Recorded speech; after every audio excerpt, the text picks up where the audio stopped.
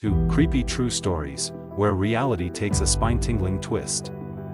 Brace yourselves for a journey into the unknown, as we unearth chilling tales and unsolved mysteries that will keep you on the edge of your seat. Prepare to be captivated, intrigued, and haunted by the truth, because here, the darkness has a story to tell. Story 1: The Unforgiving Whispers of Père Lachaise. Amidst the eternal beauty of Père Lachaise Cemetery in Paris, the living sometimes found themselves drawn to the restless spirits of the departed. Among its tombstones, one grave, in particular, was rumored to be the source of inexplicable occurrences. Jacqueline, a historian with a penchant for the macabre, felt compelled to explore the cemetery's secrets. She delved into its history, discovering that the crypt belonged to a woman named Marie Duval, a supposed witch executed for her dark practices. One moonlit night, Jacqueline ventured to the crypt. As she approached, she heard faint whispers in a language she couldn't comprehend. A shadowy figure emerged from the tomb, revealing itself as Marie Duval's vengeful spirit. With a spectral hand, Marie touched Jacqueline's forehead, and in an instant, the historian was transported into the witch's final moments. Jacqueline experienced the horror of the witch trials through Marie's eyes, feeling the pain of betrayal and the bitterness of an unjust death. When the vision ended, Jacqueline was left shaking and pale. She realized that the whispers in the cemetery were the cries of wronged souls, and Marie Duval's curse would forever torment those who dared to tread on her resting place. After her unsettling encounter with the vengeful spirit of Marie Duval in Père Lachaise Cemetery, Jacqueline's life took a chilling turn. The historian's nights were filled with restless dreams, visions of the witch trials, and the sensation of being wronged by society. The haunting whispers in her ears became a constant companion. Driven by a relentless curiosity, Jacqueline delved deeper into the history of Marie Duval, uncovering more about the accused witch's tragic life. It was a story of betrayal by those she trusted, of a community gripped by fear, and of an innocent woman condemned to the gallows. Jacqueline realized that Marie's spirit sought justice, not vengeance. Her mission shifted from unraveling the cemetery's secrets to clearing Marie's name.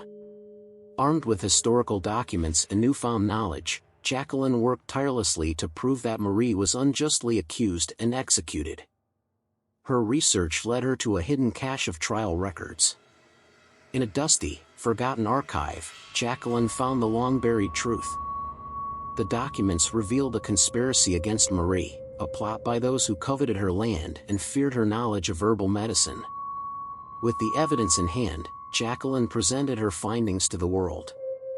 Marie Duval's name was cleared, and her grave transformed from a site of horror to a place of remembrance and honor. The once tormented spirit of the accused witch found solace, and her whispers ceased. Père Lachaise Cemetery, now free from the malevolence that had lingered for centuries, became a symbol of justice served. Jacqueline's journey from historian to advocate for the wronged soul of Marie Duval was a testament to the power of redemption and the enduring truth that even in death, justice could prevail. With the exoneration of Marie Duval, Père Lachaise Cemetery underwent a transformation. The once dreaded grave became a site of pilgrimage for those who sought to pay their respects to the wronged woman. Flowers and candles adorned her tomb, and her name was finally cleared of the witchcraft accusations that had stained her memory. Jacqueline's efforts to unveil the truth behind the accusations of witchcraft had not only brought justice to Marie Duval but had also rekindled a sense of peace in Père Lachaise. The cemetery's atmosphere shifted from one of malevolence to one of serenity and reverence, as if the spirits of the departed recognized the significance of this act of redemption. Visitors to the cemetery would often report a profound stillness around Marie's grave. Some claimed to hear faint whispers, not of anguish but of gratitude. It was as though the restless spirits of Père Lachaise acknowledged Jacqueline's relentless pursuit of truth and justice. Jacqueline herself continued to frequent the cemetery, tending to Marie's grave and maintaining the woman's legacy as a symbol of resilience and the enduring quest for justice. She was no longer tormented by the ghostly whispers that had initially led her on this journey. Instead, she felt a sense of gratitude from the once wronged spirit, a connection that transcended the boundaries of life and death.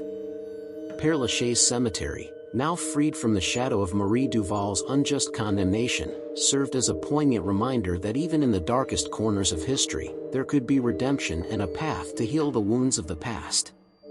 Jacqueline's unwavering dedication had not only laid to rest the vengeful spirit but also allowed a community to find solace and reconciliation in the face of injustice. The chilling whispers that once plagued the cemetery were silenced, replaced by the somber, respectful hush of visitors paying their respects to the memory of a woman wronged by the pages of history. Story 2: The Vanishing Mourner of Highgate Cemetery. Highgate Cemetery in London is known for its Gothic charm and haunting beauty. Yet, amid the ornate tombs, a particular legend lingered, the tale of the vanishing mourner. On a misty evening, Elizabeth, an inquisitive journalist, ventured into the cemetery to unravel the enigma. She heard whispers of a mysterious figure that appeared at funerals but vanished without a trace. Elizabeth was determined to discover the truth. As night fell, she spotted the silhouette of a woman in mourning attire. Elizabeth followed her discreetly through winding paths and ivy-covered mausoleums, but the woman seemed to glide effortlessly, never looking back. When Elizabeth finally reached the woman, she noticed her pallid face and vacant eyes. Before she could speak, the mourner whispered, "Leave this place, for they hunger for your tears." Suddenly, a legion of shadowy figures emerged from the tombstones, their eyes hungry for emotion. In a heartbeat, the woman dissolved into mist. Elizabeth barely escaped, her heart pounding with terror. The vanishing mourner's warning was clear: Highgate Cemetery was a realm where the departed yearned for the living's sorrow. Elizabeth left with the chilling realization that some mysteries were better left unsolved. Elizabeth's encounter with the enigmatic vanishing mourner left her forever changed. Her nights were haunted by dreams of wandering the mist-covered paths of Highgate Cemetery, seeking the elusive figure that had warned her of the cemetery's dark secrets. Unable to shake her obsession, Elizabeth embarked on a mission to uncover the history of the mournful apparition. She spent endless hours in dusty archives, poring over historical records and accounts of Highgate Cemetery, and speaking to locals who shared their chilling tales. As her research deepened, Elizabeth unearthed a disquieting truth. The vanishing mourner had once been a living woman named Emily Stanton. In the 19th century, Emily had been a notorious gravedigger, skilled in the clandestine art of exhuming the recently deceased. Highgate Cemetery had been a place of hidden secrets, and Emily had used her knowledge to profit from the morbid curiosities of the wealthy. But her greed knew no bounds, and she had resorted to even darker practices, trading in the black market of stolen corpses. As she delved deeper into Emily's dark past, Elizabeth realized that Emily's spectral presence in the cemetery was not one of mourning but of regret.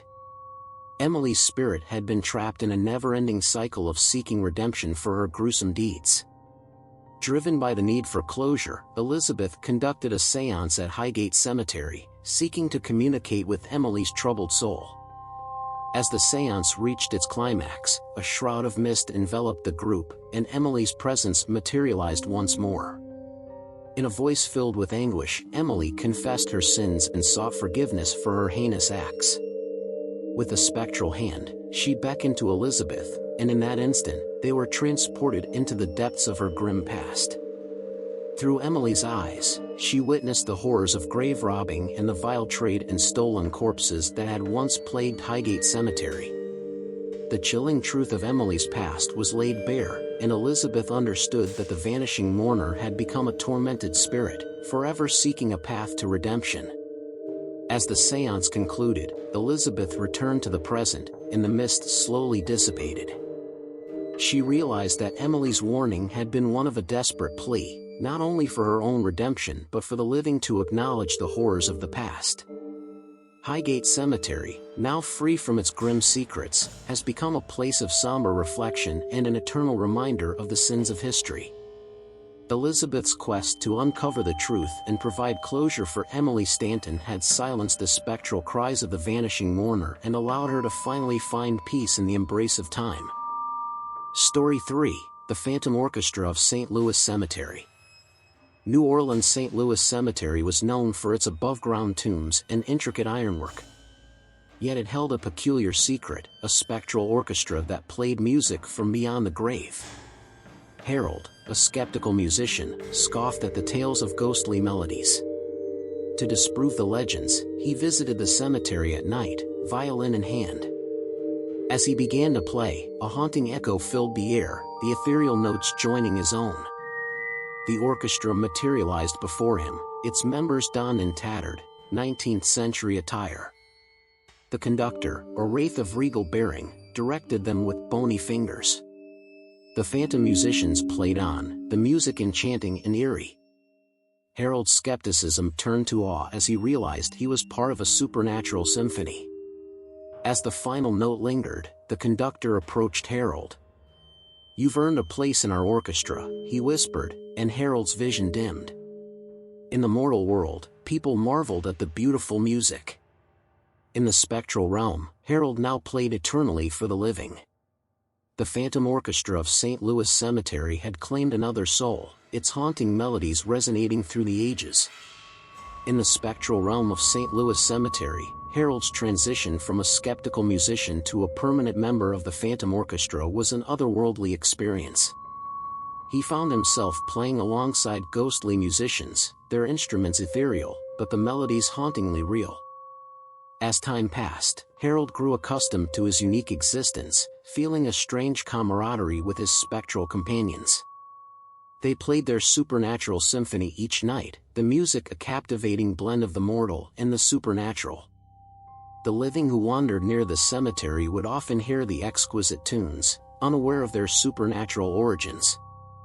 Yet, in the hidden world of St. Louis Cemetery, time played tricks. It flowed differently for the living and the spectral. While Harold's music echoed through the ages, he remained in a timeless limbo, playing the same haunting notes in an eternal loop. Harold often gazed longingly at the outside world, watching as the living passed by, unaware of the musician trapped in the spectral orchestra. He yearned for the touch of the living, for a connection that transcended the boundaries of the two realms. One fateful night, a young woman named Emily visited the cemetery. She was an artist with a soul attuned to the mystical, drawn to the enchanting melodies that radiated from the cemetery's heart. As she listened, her heart filled with an inexplicable sorrow, and her fingers ached to create something beautiful. The moment Emily picked up her sketchbook and began to draw, a transformation occurred. Her drawings leaped from the page, the spectral orchestra's music guiding her hand. It was as though the boundary between the living and the spectral had briefly dissolved, and Emily's art became a bridge between worlds. Harold, entranced by the magic of Emily's artwork, played with an intensity he had never felt before. The other spectral musicians followed suit, their melodies resonating in harmony with Emily's creation. As dawn broke, the first light of the sun touched St. Louis Cemetery. The spectral musicians faded into mist, their souls momentarily freed by the artistic connection. Harold, with a grateful smile, touched the living world for the first time in years. He brushed his spectral fingers against Emily's cheek, a wordless thank you, before returning to his eternal performance. Emily continued to visit the cemetery, creating art that bridged the gap between the living and the spectral.